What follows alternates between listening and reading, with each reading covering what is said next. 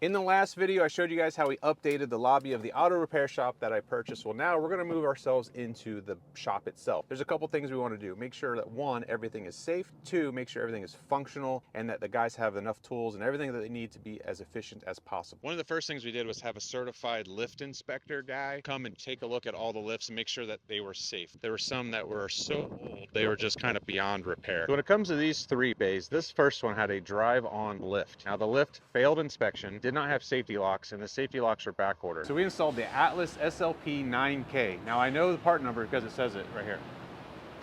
This has a capacity to lift 9,000 pounds. It is a scissor lift, but it is a full rise scissor lift, meaning you can stand under the car to work. This has been the go-to lift for the shop and the guys absolutely love it. Surprisingly, this lift here was the only lift that passed inspection and didn't need anything. When it comes to the shop flow and process, we did clean up a few things. So this shelf here is for intakes and returns. We have our keyboard up here. We have our goal board, and then this is all the parts that are going to be installed. We designate each shelf with a number. The last number of the repair order is where that part will go. So the last number of the RO is 4, so that part will live here until it needs to be installed.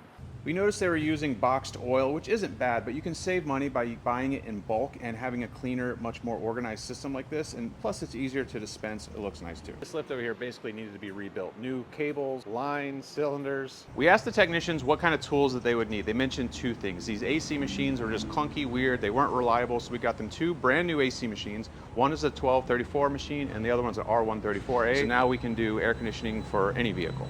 The other thing they mentioned was to update their old scan tool. Well, I figured they just need a new scan tool. So we got them the Top-Don Phoenix Smart. It has auto VIN detection. You scan the vehicle. It does topology report, which is super helpful when diagnosing cars. If you have a module that's bad, you'll know what CAN network it's on. You can do activations, maintenance light resets. You can deactivate the electronic parking brakes. You can activate electric water pumps. It has a pass-through J2534, so you can do some online programming. We're still trying to learn all of the features that it does. Every time we use it, I feel like we learn something new, and it has been super helpful for the shop. This back building was converted from a car wash to a service bay back in the 1900s. The scissor lift is leaking and it needs to be thrown away, so we're going to convert this room into an alignment bay. However, we were not expecting the installers to tell us that the concrete floor was not level, and if we're going to put a precision equipment like an alignment machine there, we need to have a level concrete floor. So we had to dig out the concrete, fill in the pit from the car wash, put in new concrete, level it, then we can install an alignment rack. This was an unexpected expense from our budget, but I'd say it was totally worth it. We're getting close, guys. Next video, we're going to be putting two lifts outside.